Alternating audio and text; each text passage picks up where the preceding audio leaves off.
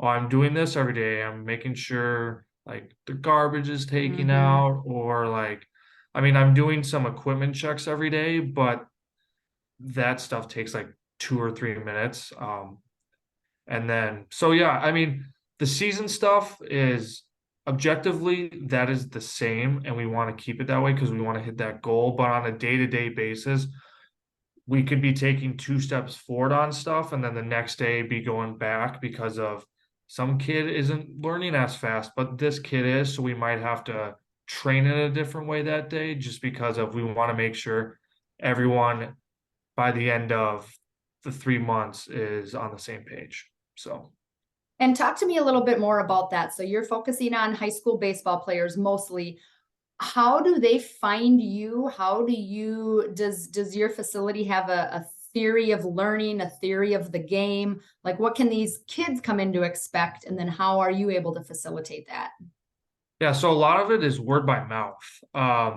Kind of these kids are they're marketing for us in a way, which is really cool. But also like it can hurt. So um what we try to do is we're a lot more personalized. I mean, we're not as big as some of these organizations, which is totally fine, which is how we like to do it at Max Strength is make it a lot more like Mm-hmm. kid comes in and we're just personalizing for them instead of like, okay, we have 25 kids in this group. Let's just run through one drill. Let's get through the day, yada yada yada. Yeah.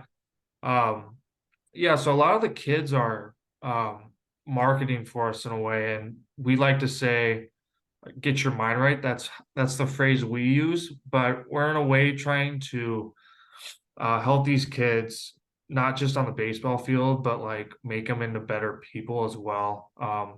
Make them headstrong and have them make decisions for themselves, which I think nowadays is Mm-hmm. really big. Being able to be open minded and be like, hey, like I need to make this decision for myself. So, um, but yeah, I would say just personalizing it and having that personal connection is so huge. So that's at Max Strength what we Yeah. like to do or what we Yeah. do. Yeah. And let's stick with the theme of you're working with younger kids. How do Yeah. you think it's different than perhaps working with college players or professionals? Like if somebody were like, I want to work with this population, what are some things you need to consider with this age group compared to, skills wise, soft skills, hard skills, and maybe emotional maturity wise? Have there been things Yeah. that you've learned? And I think you nailed it on the head with that last one is it's just maturity. It's so much different. And for me, when I walked into it, um, I've always wanted to work with either college guys or professional guys just because of the maturity level. For me, I'm more of kind of having these in-depth conversations. And I do have those conversations, but it's like I'll have to repeat myself 4 or 5 times and play babysitter here and there, which is like that's going to happen in professional and college athletics as well. Hopefully not as much, but there is a difference, and it's maturity, emotional maturity a little bit. I mean, these kids are also growing up. You're seeing them. We have as young as seventh graders, and we see them grow all the way up till they're in college, and Mm-hmm. it's weird to see, but it's cool because we like there's one kid who goes to CSP right now. I won't name his name. But like I knew him when he was like a fifth or sixth grader, Yeah. and just where he's at now, like it is so cool to see. I mean, he's doing everything that he possibly can to be better, but he's like taking the mature way of things. And obviously, like being a sophomore in college to a sixth grader is just completely Yeah. different. Um, but yeah, and it's also just some of these kids don't have the skills to think deep about some things and kind of the end. Like every decision has a consequence. I'm not saying it's bad, but Mm-hmm. they're not able to think on that level. And so where as a professional athlete or college guy, they're thinking kind of more big picture. And some of these kids are like, oh, I want to make it to college, but I don't know where. I just want to make it to college. And it's like, okay, be more specific. Let's narrow it down. And the realism of college and professional athletes is it that's another big one. I mean, you just see it, how they walk, how they're doing stuff, like they know themselves more, Mm-hmm. which makes sense. But it's maturity. It's kind of that for me, it's more the mental side. Obviously, some kids are gonna high school kids are weird. Like there's some guys that are just bigger than college athletes, and then there's also kids that are just like 100 pounds soaking wet, and you're like, this kid is nowhere near what he needs to be Yeah. in college next year. So, but it's a lot of mental stuff, which is cool because I like working on that with them, but um, it's also a little frustrating Yeah, sometimes. I can see that, especially, and I would think in a position like this where you're seeing them, grow up, but then they leave and then a new crop of kids comes in, right? So you are never like Yeah. you're in constant, the wheels always rolling with a new group of kids that it's brand new to them. You feel like you've maybe preached to the choir like 7 times in a row, but then having to remember like, oh, this is their first time. Um, Yeah.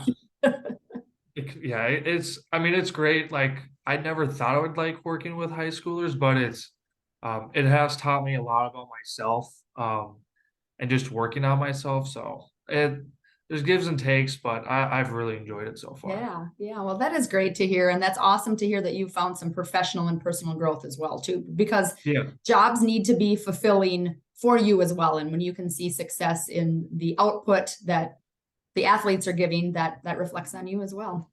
So exactly. speaking of success or thinking about next steps in the industry, who are some people, and you can name names or you can just give names of maybe positions or um, let's see, players in the industry that you think are important for you to rub elbows with or know about, or are there people that you follow on social media that their careers inspire you? Like, who are some of the big names in the industry? So if somebody was like, I really want to get into sports performance or sport management, Yeah. here's who I should be looking to, or here's a really great program that seems to be running efficiently and I should take a look at their, kind of their mission and vision. Yeah. So the big name, kind of in this club ball academy stuff, would be Adam Barta, who works for Blizzard. Okay. That's the big name that comes to mind. Because I mean, there's so many different just types of academies around here. I mean, my owner's really known for his catching and hitting. Um, so it's not necessarily like who I know in this industry. But what I would say is for the people that want to get into stuff that I do, just I mean, and this is more of a general statement, I guess, but it's just connecting with the people that you want to be in the industry with or who you want to work for, I guess. Um, I mean, you see these pitching ninja, you see driveline baseball, like those are huge in the baseball community and what I do because they usually set the trends for what we do.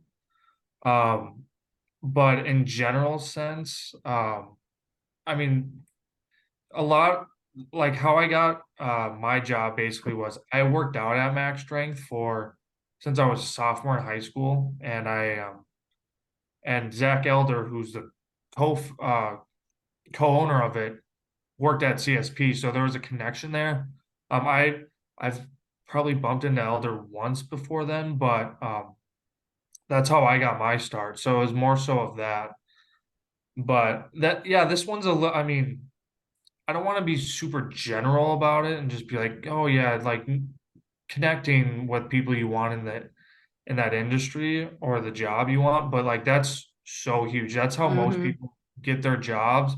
And I know that's kind of like in the sports management classes, like that is harped on a lot, but like that's an understatement for how much like they you harp on it. Like people need to know how much of connecting like will take you places.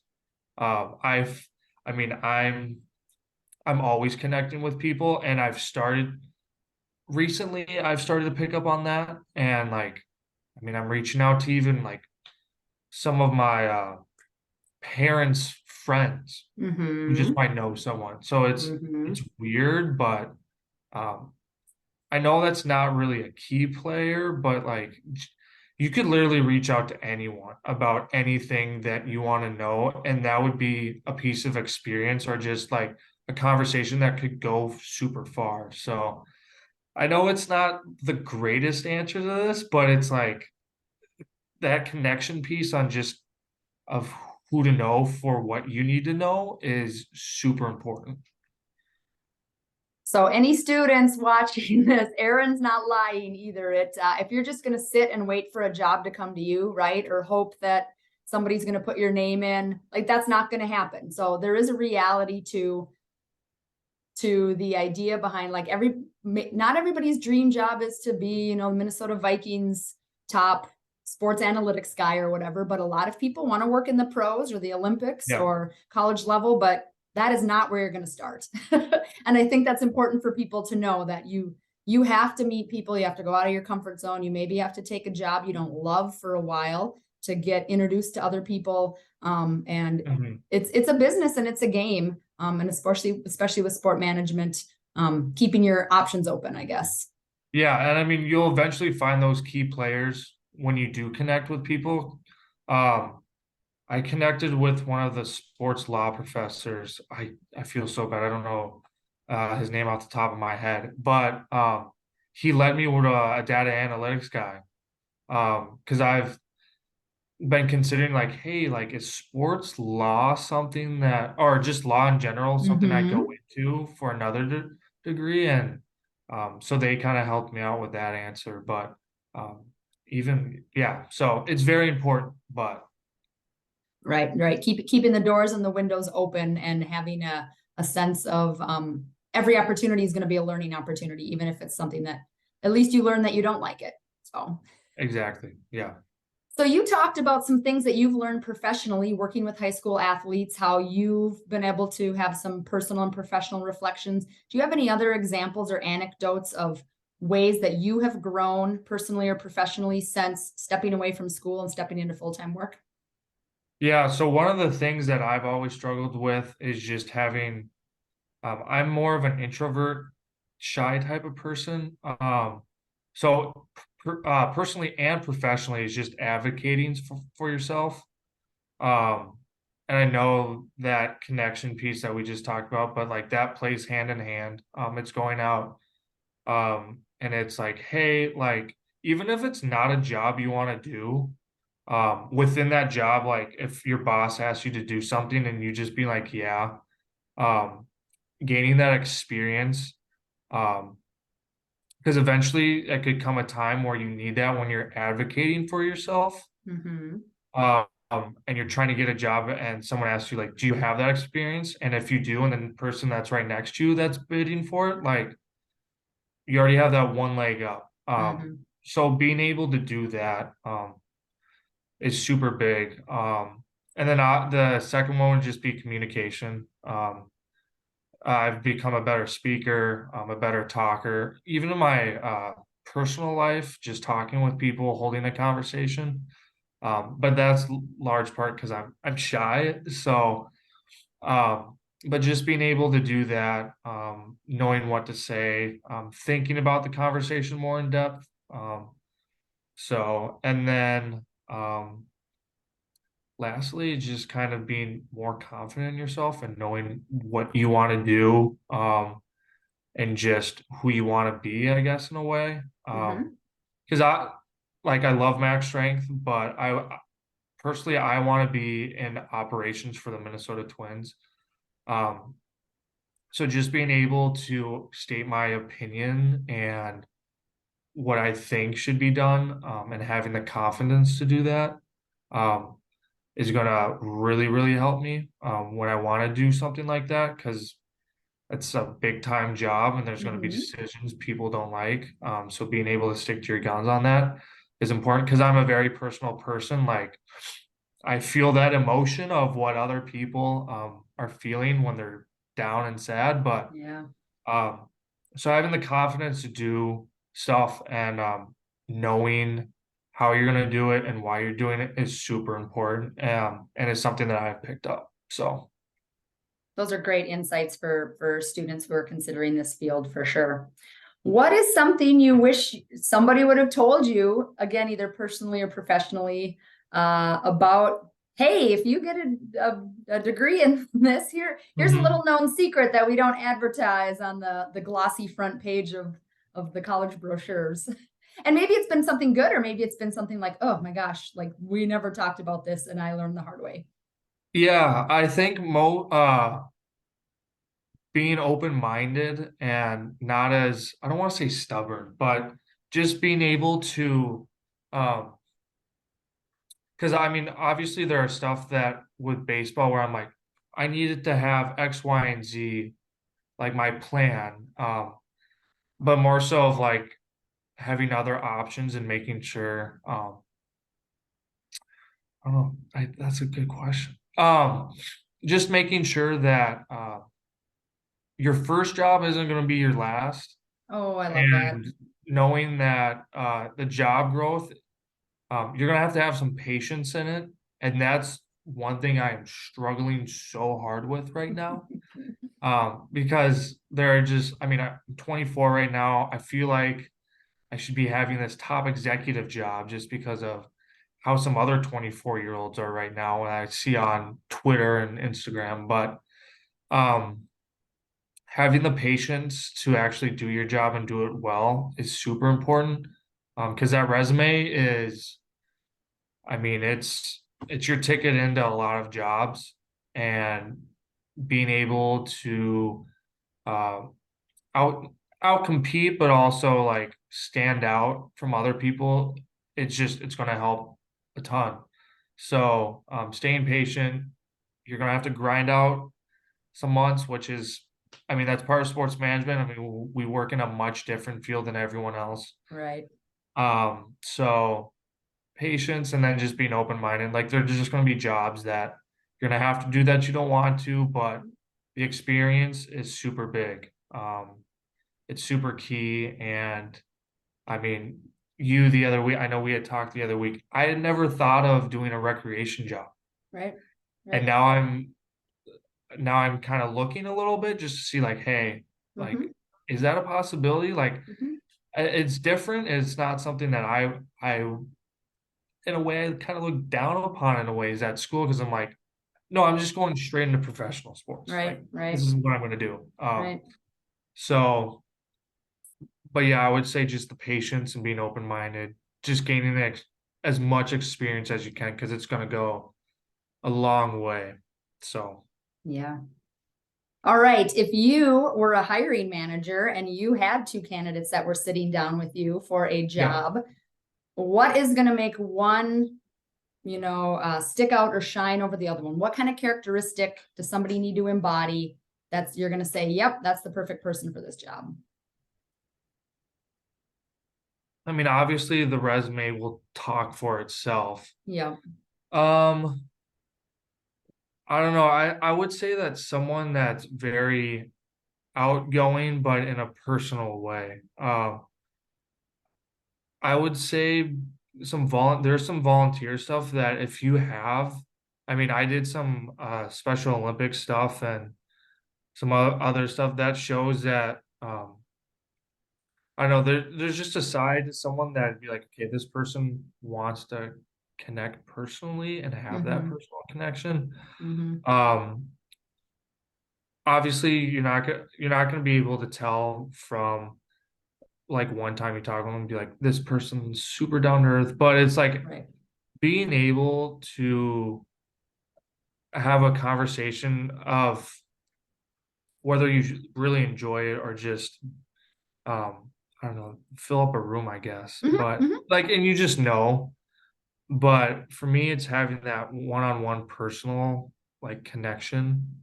Um, and I know that's very hard to define when looking at something, but being genuine and having a genuine conversation because there are stories that I have read recently that having those genuine like one-on-one small talks with a hiring manager can really bring you a long ways in an interview or when applying for a position. Mhm. So it would just being outgoing, pushing yourself to have a conversation.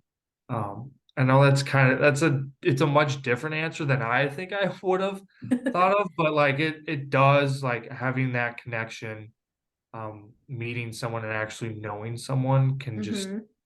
it goes a long way. So, and like I said, I mean, for me, it's just mostly personal. I like to have that connection with someone. So, Yeah. Yep. um, And you also mentioned earlier advocating for yourself, right? I think a lot of yeah, students sometimes are like, "Ooh, I just want this job, so I'm going to say all the things I think I should say or all the right answers." But they might not be authentic, like you said. So how do you find that happy yeah, balance of like, this is me, I'm genuine, but I also, hey, I do have these skills and I do have this experience, and I need to differentiate myself from the 40 other people who applied for this job. yeah, exactly. Yeah. So, Yeah. Well, Aaron, is there anything else that you would want to tell a student either considering a career in sport management or somebody who's just going to be graduating and watching this video and thinking like, what comes next for me? Any closing thoughts for those young students?